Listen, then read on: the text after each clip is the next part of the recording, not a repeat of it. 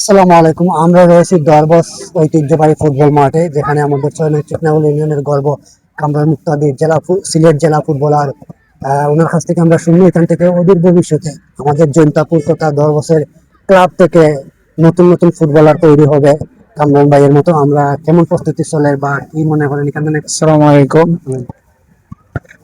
দরবাস football মাঠ, দরবাস football academy 2018 সাল থেকে প্রতিষ্ঠিত হয়েছে। ইনশাআল্লাহ আমি এই মাঠ থেকে প্লেয়ার হয়েছি।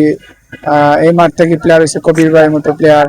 আর আমরা সবার পরিচিত কোচ এনাম আহমদ ভাই ক্লান্ত পরিশ্রম করে নাম্বার লাগি। আর এই একাডেমির বর্তমান শত শত ফুটবলার 12 বছর থেকে শুরু করে 18-20 বছর পর্যন্ত প্রত্যেকদিন প্র্যাকটিস হয়।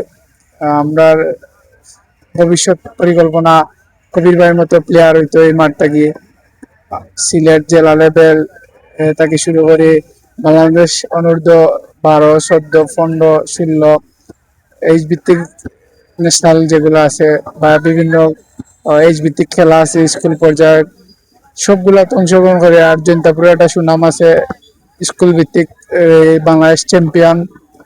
আমরাও প্রাথমিক বিদ্যালয় থেকে খেলাধুলা শুরু করছি আর এখন এই পর্যন্ত আইছি।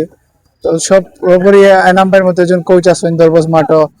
আর এনাম ভাইয়ের এত গড়া অনেক প্লেয়ার, বিশেষ করে জৈন্তাপুরের প্রত্যেকটা প্লেয়ার আজকে ঢাকা ন্যাশনাল সব ক্লাব পর্যন্ত আছে। পারভেজ, নাজিম, এরা এনাম ভাইয়ের এত গড়া প্লেয়ার।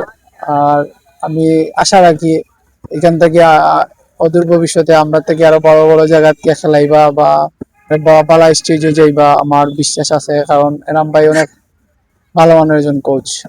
অসংখ্য ধন্যবাদ। আমরাও চাই কবির ভাই তথা কামরান ভাই, হিলাল এবং এনাম ভাইয়ের মতো ভালো ফুটবলার জৈন্তাপুরের থেকে গড়ে উঠুক। আমরা জৈন্তাপুরবাসীর পক্ষ থেকে সবাইকে অদূর ভবিষ্যতে শুভেচ্ছা জানাই। সবাই ভিডিওটি শেয়ার করে দিবেন। ধন্যবাদ। আসসালামু আলাইকুম।